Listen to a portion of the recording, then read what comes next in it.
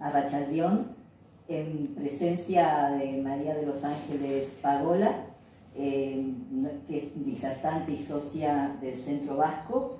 Comenzamos con otra celebración de la diáspora.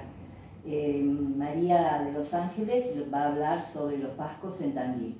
Así que bueno, la invito a que diserte con todos sus conocimientos. Desde ya, muchísimas gracias por compartir con la comunidad vasca tus conocimientos, y todo el Centro Vasco, especialmente yo te lo agradezco. Esther Casco. Bueno, muchísimas gracias por la invitación. Quería hacer mención que para preparar esta charla, porque yo soy profesora de historia, consulté a Marcelino Iriani, ¿no?, en libros que me prestó Cecilia, a César Arrondo, en un libro que costaba acá en la biblioteca, Ascona, Borja y una serie de historiadores en el País Vasco, ¿no?, que me ayudaron a armar lo que Cecilia me había pedido, que era un poco de cómo se construye una comunidad vasca en Tandil, cómo se arma y cómo surge el Gurechea a través de ella, ¿no? En el marco de la diáspora vasca, casualmente hoy, en este momento que estamos filmando por la situación por todos conocida sanitaria, ¿no?, que hay que hacer una filmación, sabemos que hoy es el Día del Inmigrante, justo 4 de septiembre, y el 8 de septiembre es el Día de la Diáspora, se celebra la diáspora.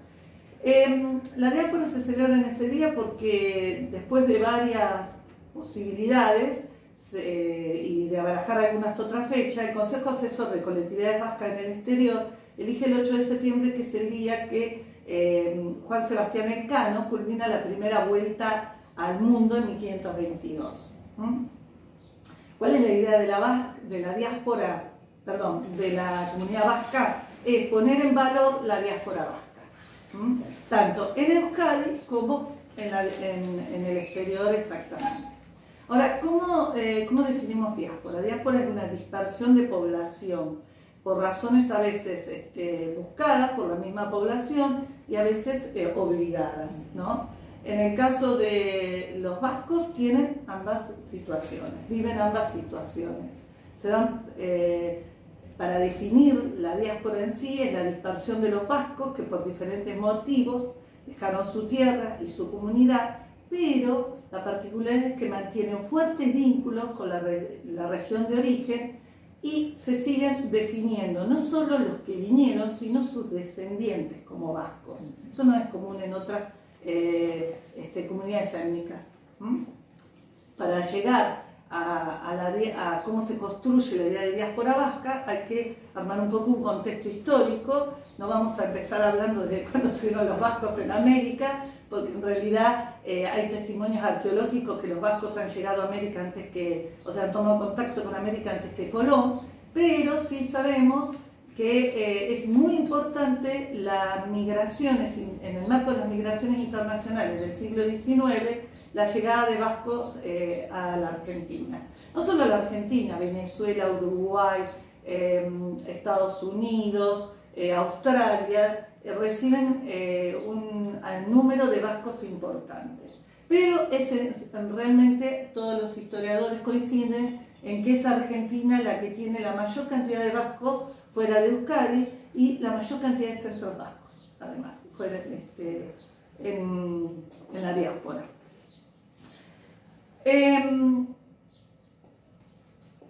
Durante el siglo XIX, en la mitad del siglo XIX, ¿no?, hay un número de población que sale de Europa, ¿no?, en el marco de la Segunda Revolución Industrial.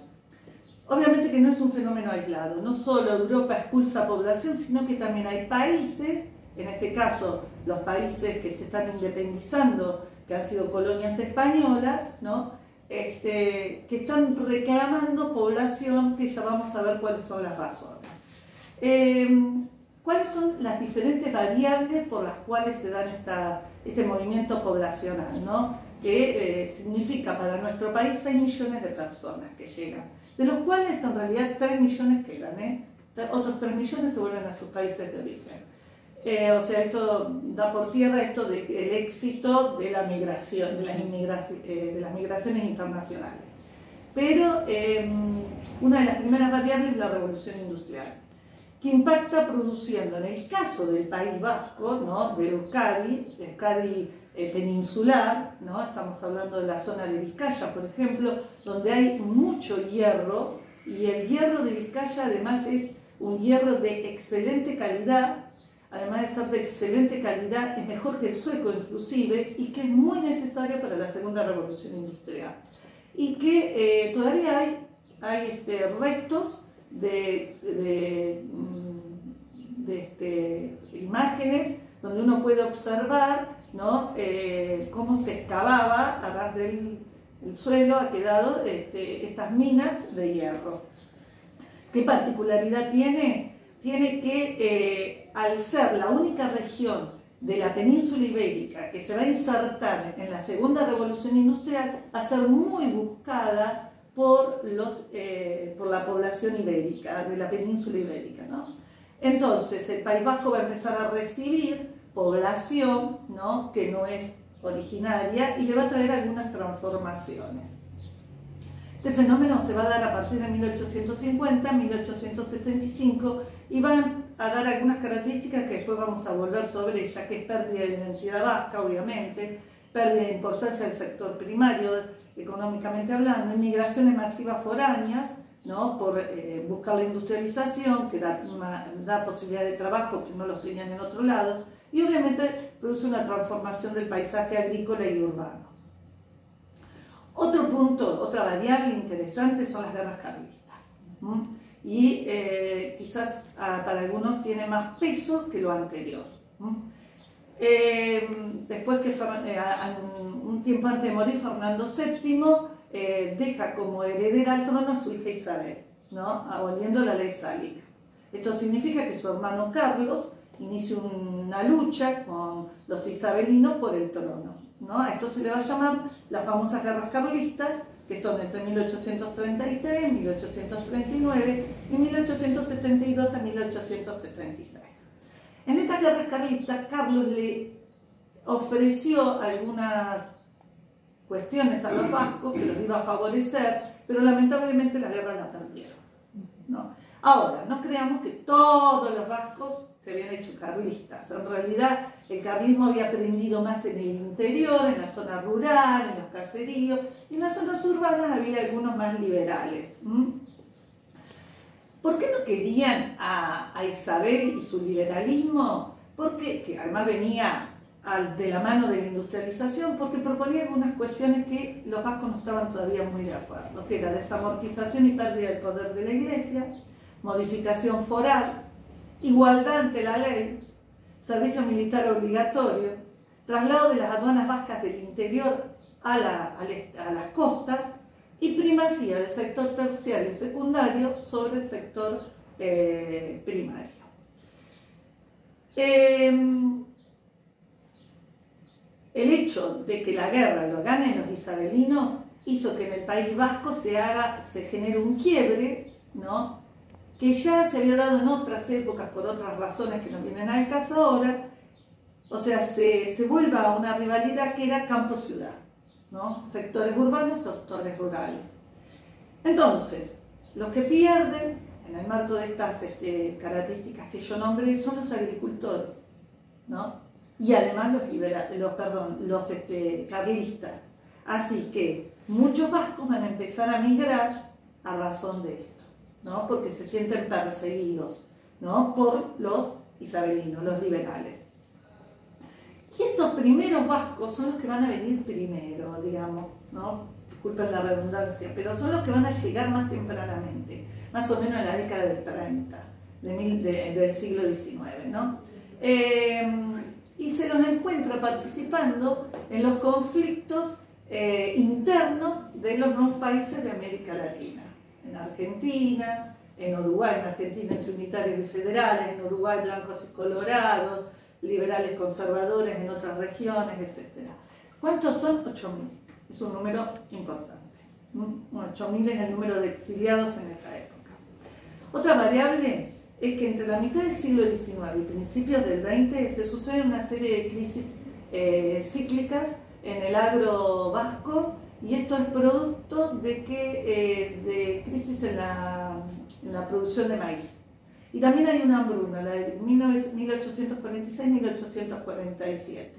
Pero el País Vasco, coincide en todo, no es un país que largue o expulse población, como se dice en historia, expulsar población, por razones, digamos, de pobreza exactamente. No mueven por eso, no es la particularidad. Puede haber casos, no lo negamos, pero no es la particularidad más, de mayor peso.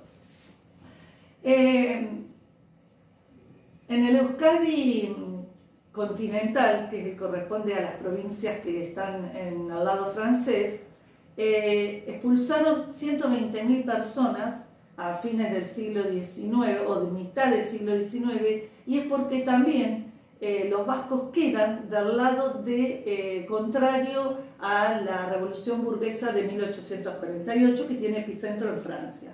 Otra vez están del lado de los perdedores, por lo tanto también salen buscando a dónde migrar, y hay un buen número que migra a la Argentina.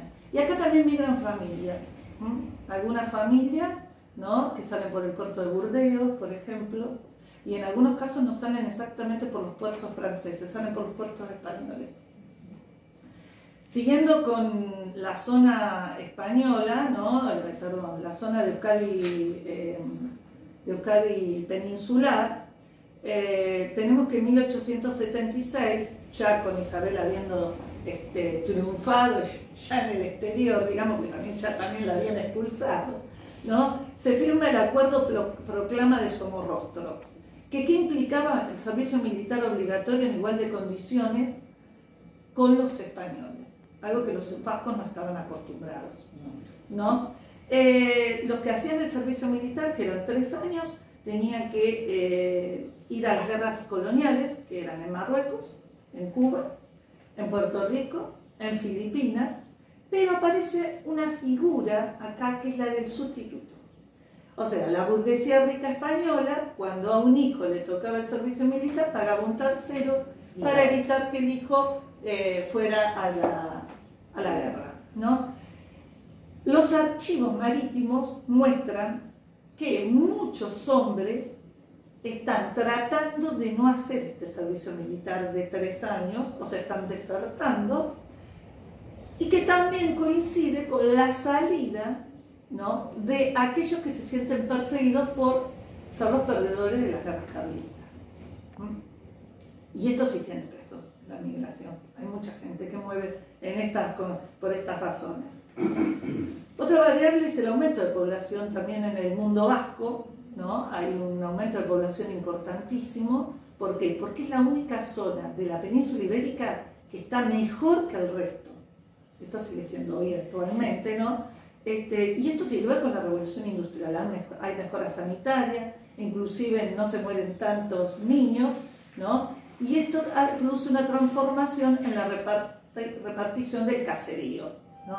El caserío generalmente se lo quedaba, no necesariamente el hijo mayor, a veces podía heredarlo una hija o un hijo que no era el mayor, pero sí es verdad que el que se quedaba con el caserío se tenía que cuidar de los padres. Y si quedaba una mujer, hay algunos casos en donde se buscaba que se casara con un indiano. ¿Qué era un indiano? Era aquel vasco que había venido a América, había hecho dinero, había vuelto a su país de origen, ¿no?, al País Vasco, y obviamente va a construir una casa que, si nosotros vamos al País Vasco y nos muestran las casas indianas, como les dicen ellos, no respetan la arquitectura típicamente vasca. Tienen características, pero también tienen de los países de los cuales han salido, ¿no? Bueno, entonces este indiano que ha venido con dinero y demás es una de las personas que quieren casar generalmente con la hija que se queda con el caserío.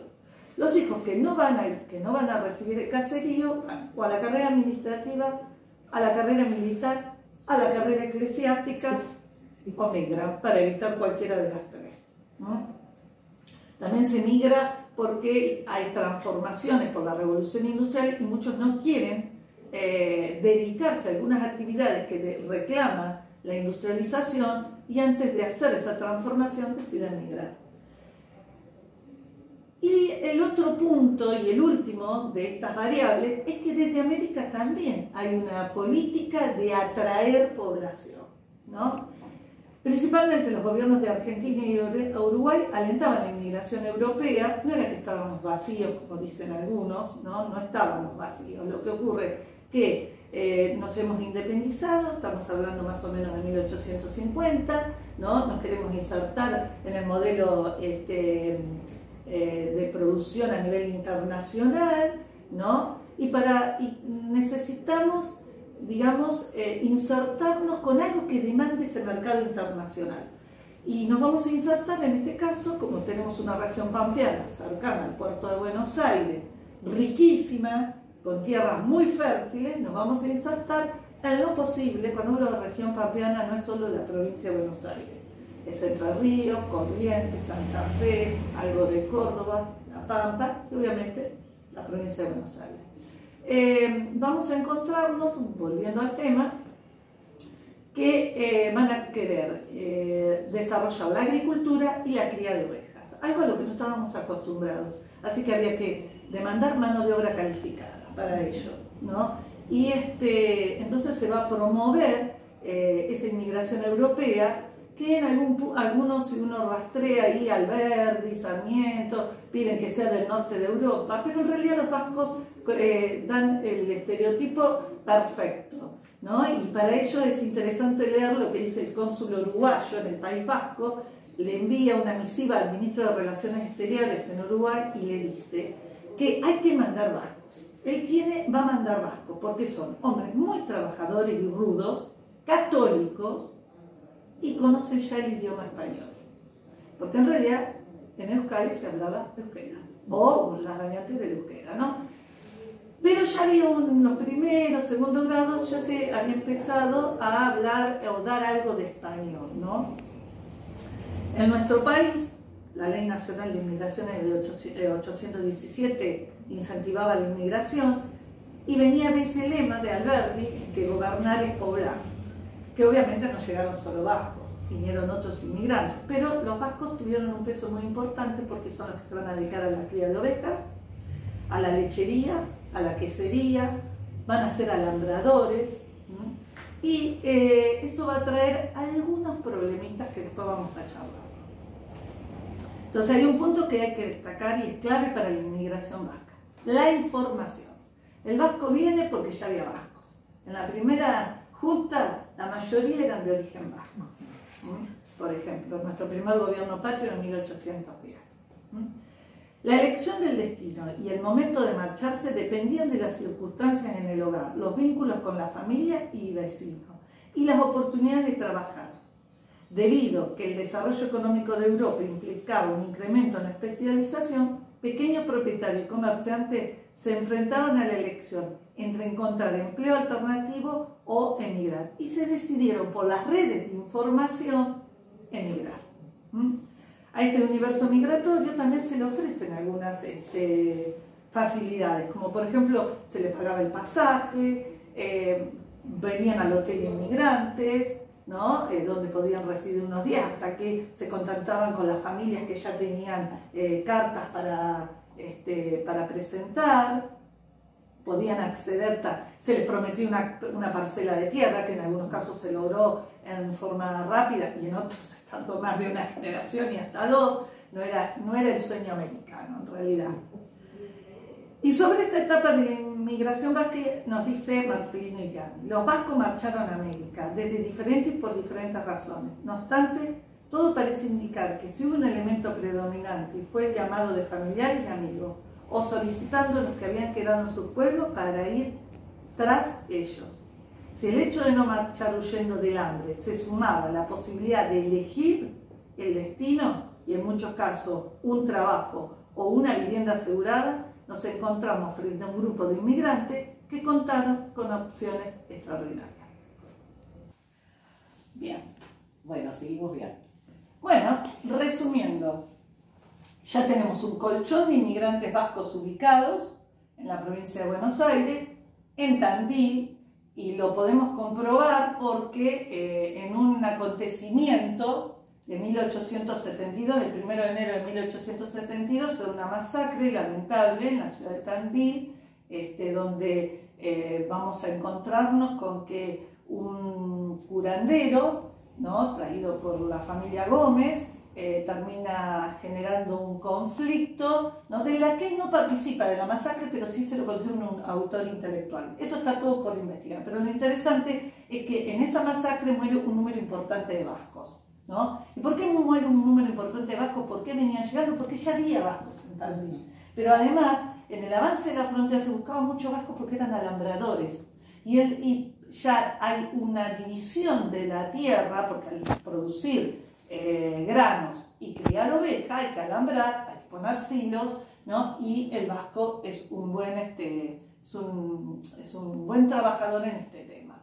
Entonces, vuelvo a repetir, resumiendo, tenemos un colchón de inmigrantes vascos ubicados, respetados socialmente, más allá si tenían más o menos dinero, pero sí con mucho respeto por ser trabajadores, una característica, y hombres de palabra. Cierto bienestar económico y una mirada aliciente al futuro. ¿Por qué una mirada aliciente al futuro? Porque podemos observar que hay un número de cartas importantes que intercambian los vascos ya instalados acá con sus connacionales en Euskadi, donde piden que vengan vascos, que vengan, que acá hay trabajo, ¿no?, que vengan a ayudarlos. ¿Y a qué se van a dedicar estos vascos? ¿No? Ya hablamos que algunos a la lechería, a la quesería, van a ser alambradores, van a tener acceso a la tierra, como en algunos casos van a ser primero arrendatarios, a parceros, luego van a poder comprar tierra, pero en las zonas urbanas, en los pequeños pueblos, o cuando ya Tandil se hace una ciudad un poco más importante, van a tener fondas, hoteles y almacenes de ramos generales. Por ejemplo, en el caso de la masacre del 1 de enero de 1872, estamos hablando de que una de las familias que sufre las consecuencias de esta masacre es la familia Chapar. Una familia que tiene una posta, donde hoy está el pueblito de La Canal, ¿no? Una posta significaba tener un herrero para cambiar caballos, bueyes, además almacén, pulpería, todo porque era el paso anterior a llegar a Tandil. Hoy es cerca, en ese momento no lo era. Después vamos a tener los hoteles, ¿no?, que el hotel cumple una función muy importante, que yo diría que es la antesala de Gurechea. En este caso del centro vasco nuestro, que se llama Gurechea, ¿no?, pero es la antesala de los centros vascos. Marcelino Iriani en su libro, en ambos libros, da un sinfín de ejemplos, ¿no?, de hoteles y fondas que fueron ese espacio anterior al que vamos a desarrollar.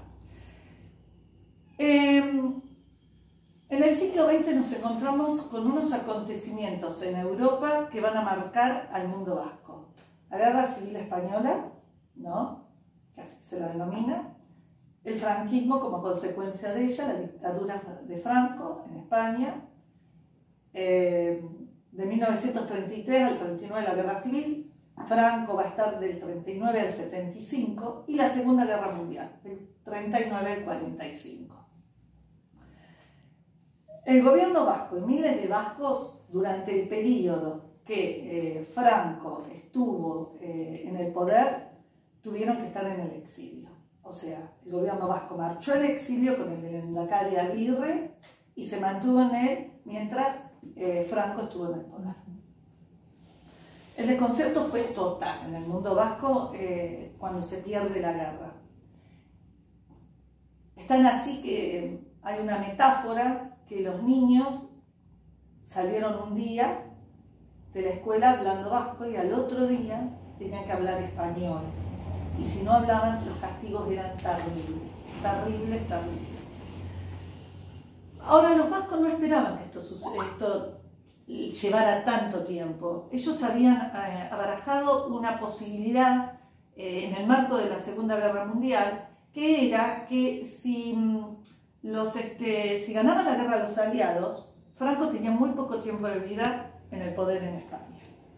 Y eso los podía favorecer. Pero lamentablemente, sí ganaron los aliados, pero lamentablemente no fue esto lo que Franco arregló con ellos, ¿no? En 1953, Estados Unidos hace un convenio, firma un convenio con la dictadura, por la cual los va a ayudar económicamente en el marco del Plan Marshall, ¿no? Les va a dar lentamente salida del aislamiento internacional que está teniendo, y a cambio España le promete y le permite instalar bases militares. ¿No? Así que la hipótesis vasca se derrumba y vuelven a quedar solos. ¿Quiénes sostienen a los vascos y a su gobierno en el exilio? La diáspora, esto que se llama la diáspora. Y esta diáspora va a estar compuesta por todos los centros vascos que van surgiendo. Ya había centros vascos, es más, había centros vascos que tenían más de un siglo. En Buenos Aires ya había un centro vasco que no tenía tanto tiempo, pero empiezan a surgir centros vascos en otros lugares del interior, en este caso de la provincia de Buenos Aires y en Tandil, ¿no? Argentina va a ocupar un rol fundamental en el sostenimiento de la diáspora, al poseer la mitad de los centros vascos del mundo. Muchos vascos y vascas y su descendencia pusieron plata de su bolsillo, sumas increíbles de dinero, para el mantenimiento de la acción vasca. Inclusive hay una anécdota que Ibarria le ofrece al Lehendakari Aguirre, que si quiere puede tener un asentamiento definitivo, hasta que obviamente Franco desapareciera, ¿no? Porque hay 7 estancieros argentinos, vascos, dispuestos a sostenerlo económicamente. Todo esto se da a través de ¿qué? Del Comité Pro Inmigración. El Comité Pro Inmigración justo coincide con la presidencia de Ortiz, ¿no? Década del 30, una década conflictiva para nosotros, ¿no? Pero que no nos iba a permitir aparentemente un acercamiento a los aliados, pareciera, porque es una época que está en el marco de la Segunda Guerra Mundial y nosotros de la década infame, y Ortiz parece tener más afinidad con o mejor dicho, es más germanófilo, pero hay presión desde el Comité Pro Inmigración para que permita la entrada de vascos. Hay una anécdota muy divertida, ¿no? Divertida en el sentido de que parece que la esposa de Ortiz tenía un confesor, un sacerdote que era vasco. Así que la cuenta César Arrondo y dice que, bueno, no sé qué palabras habrá tenido el confesor con la señora de Ortiz. Parece que la señora Ortiz pesó en la decisión del presidente de sacar el decreto por el cual permitía que 2000 vascos, ¿no?, tuvieran entrada al país. Muchos entraron con documentación, pero muchos otros sin documentación, porque venían huyendo con una mano atrás y otra adelante, ¿no? Exiliados en el buen sentido y lamentable sentido de la palabra, ¿no? Y Isidro vino como desertor. Exacto. Entonces,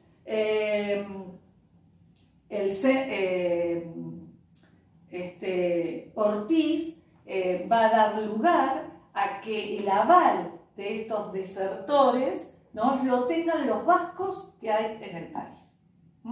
Así que, como dice Iriani, el Centro Vasco de Tandil nace junto a un grupo de euskaltecheas que brotan en la década del 40 de la mano de varios exiliados que se apoyan en una comunidad vasca preexistente. Entonces, es un poco el resumen de lo que vimos. Ya vinieron vascos, ya están instalados en Tandil, y cuando llegan los exiliados, ¿no?, se encuentran con un colchón de gente que los va a absorber, ¿no?, y les va a permitir desarrollarse en la región.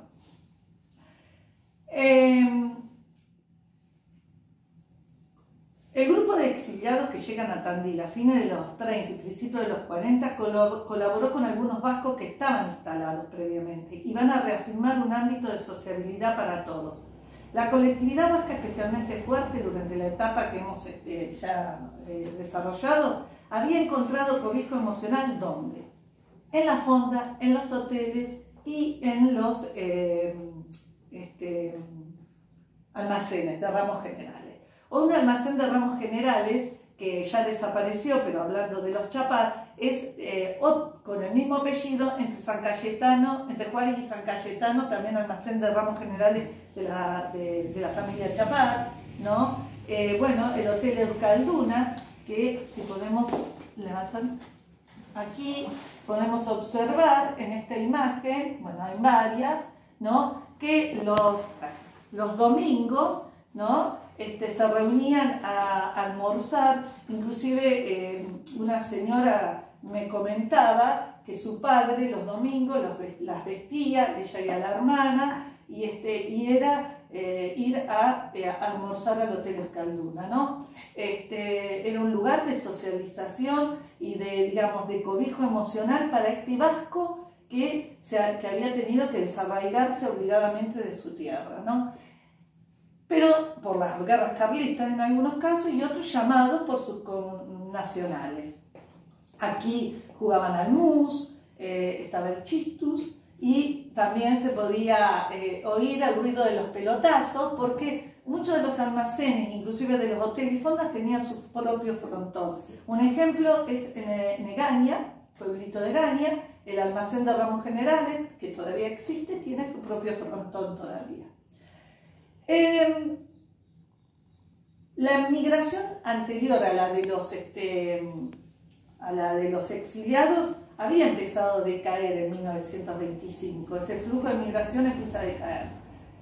En 1940 también estos espacios como los hoteles, la fonda, el almacén de ramos generales, también empieza a sufrir una decadencia. Por diferentes razones que ahora vamos a comentar.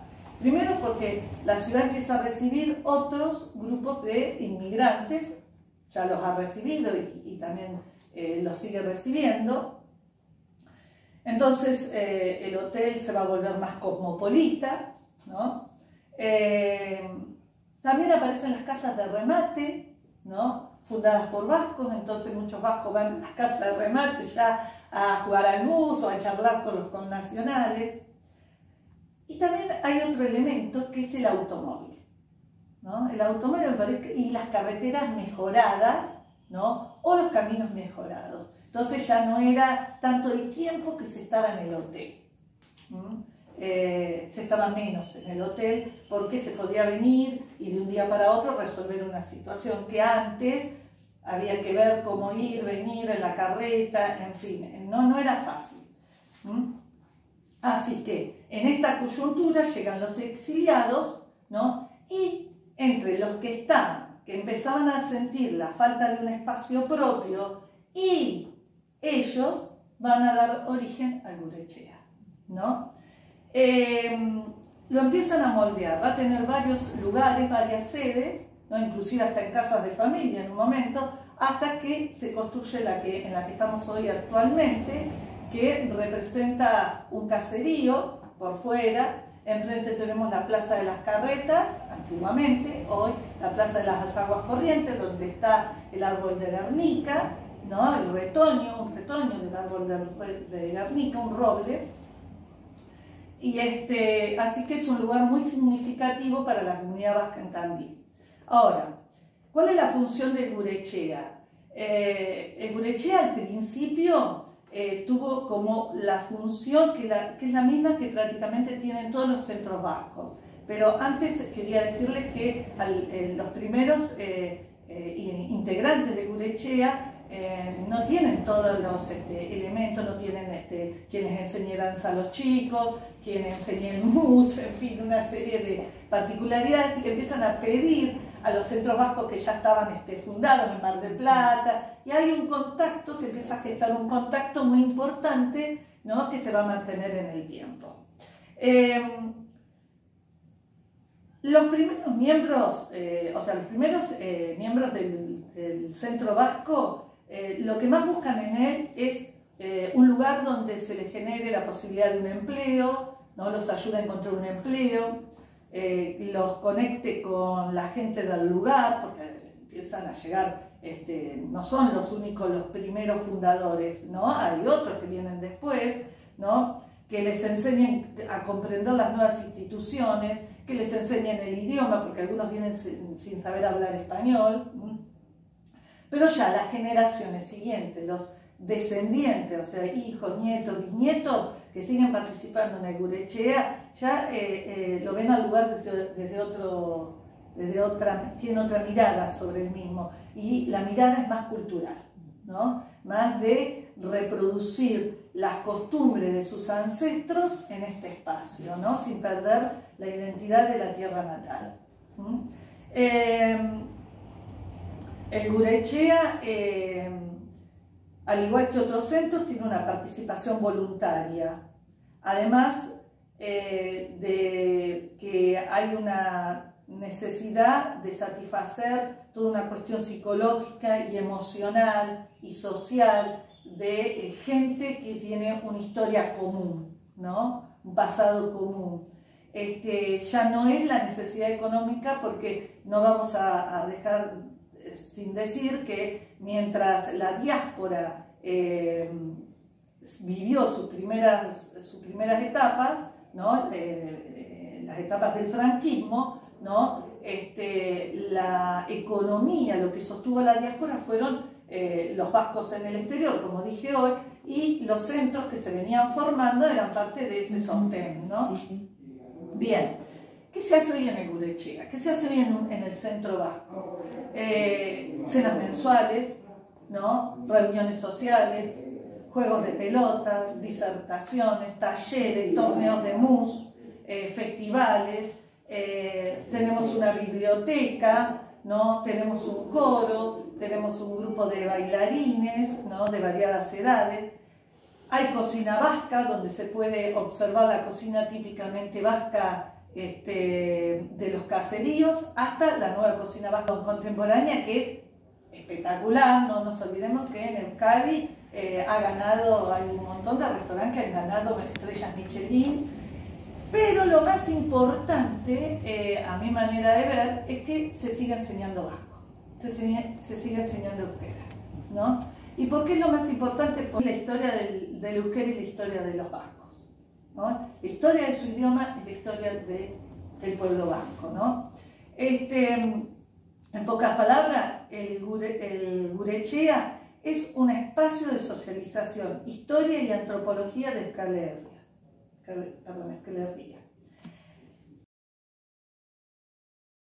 Entonces, la otra función que nos quedaba de Gurechea era que también cumple la función de agencia de turismo. No siempre que uno quiere viajar a Euskadi va a venir a este lugar a buscar un mapa. Bueno, ahora está internet, pero antes no lo estaba, así que aquí es donde uno conseguía la información geográfica del pueblo, de la aldea, del caserío, de la ciudad, de la cual podía ser su ancestro, ¿no? Inclusive te ayudaban a ver cómo llegar, buscar datos, etc.